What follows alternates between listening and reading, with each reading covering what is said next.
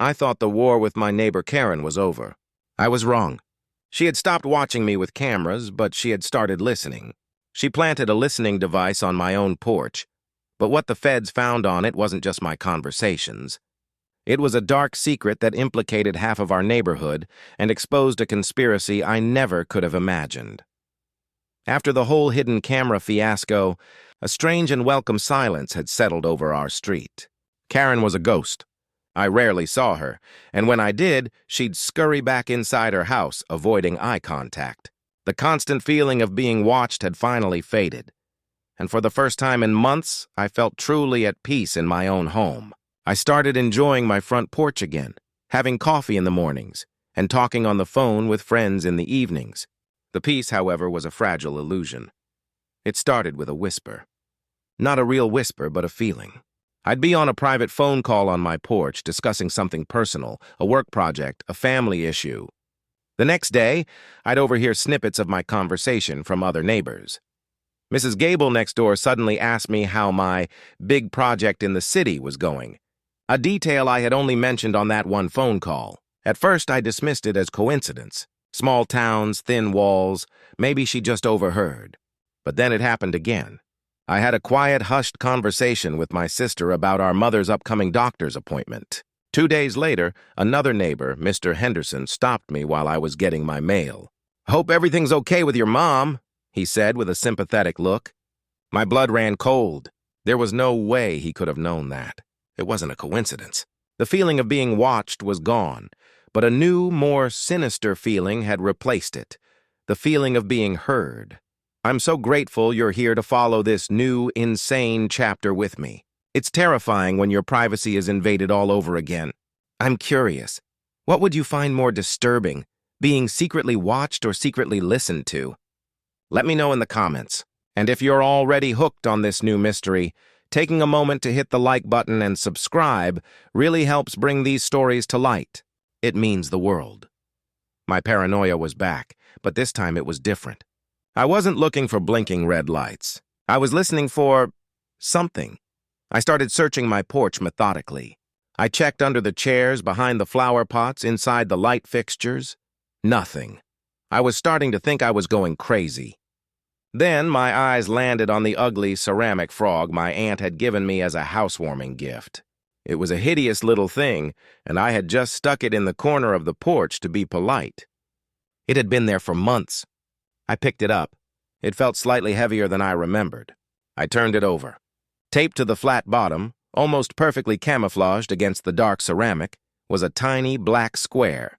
It was a professional-grade audio bug, a voice-activated recorder. My heart hammered against my ribs. She hadn't just put a bug on my porch. She had turned my aunt's ugly gift into a spy device. The betrayal was personal. The war wasn't over. It had just gone silent. My hands were shaking, not with fear, but with a cold, calculated fury. This was a whole new level of violation.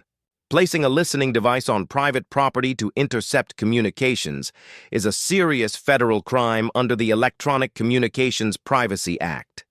This wasn't a job for the local sheriff. This was a job for the big guns. I didn't call the non-emergency number. I went online and found the tip line for the nearest FBI field office. I expected a long, bureaucratic process.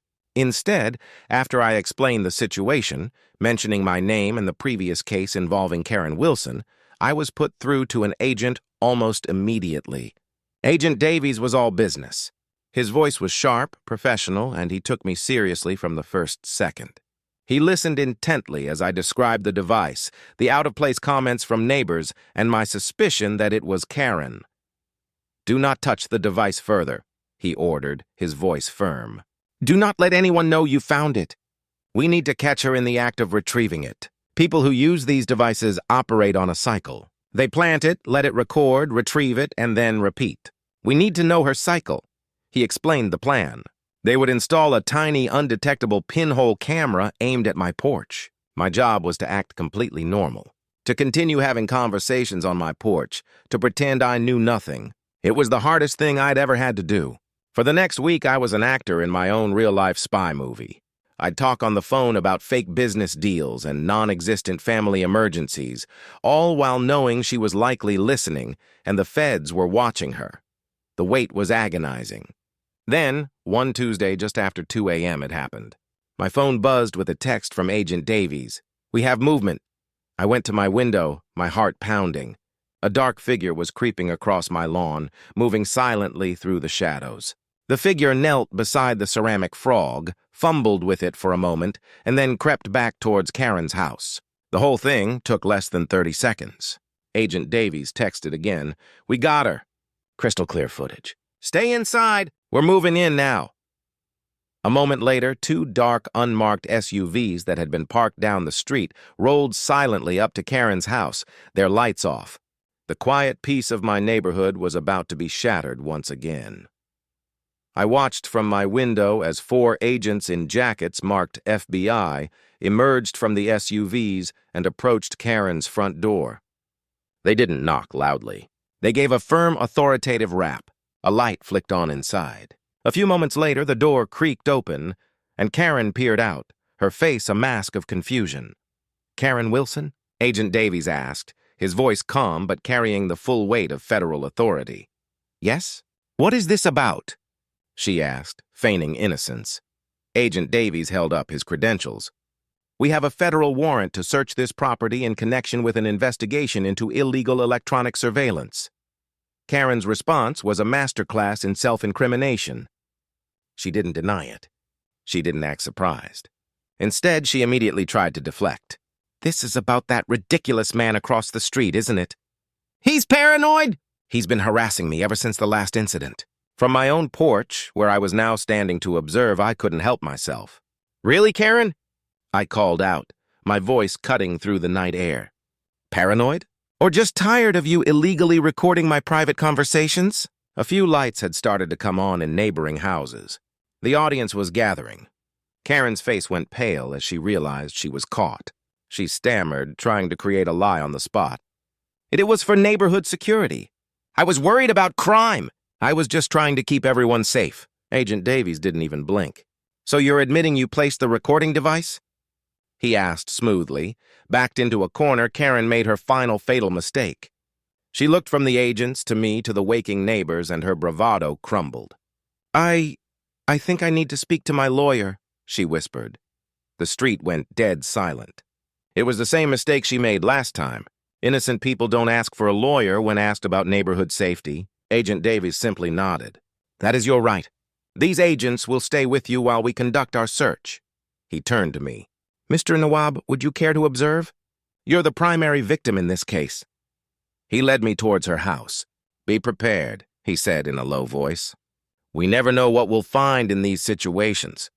He pushed the door open, and we stepped inside. What we found wasn't just one listening device. It was a library of secrets. Karen's living room wasn't just a living room. It was an arsenal. On a desk sat a high-end laptop, wired to a bank of external hard drives and audio mixing equipment. This was the hub of her entire operation. An FBI tech cracked her password in under a minute. The screen lit up, revealing not just files, but a meticulously organized library of our lives. Dozens of folders, each labeled with a family's name. The Millers, the Gables, the Hendersons. My blood ran cold. This wasn't just about me. Agent Davies ordered the tech to open my neighbor's folder. Henderson. Inside were audio clips with titles like Henderson Argument Wife and Henderson Complaint Boss. She was recording everyone. But the true horror was in a folder she had named Blackmail. Inside were the crown jewels of her sick collection, short, perfectly edited audio clips of her neighbors at their absolute worst. A clip of a husband admitting to a financial lie. A clip of a teenager confessing to skipping school. A clip of a wife discussing her marital problems with a friend. What was she doing with these? I whispered, horrified. The tech didn't have to answer.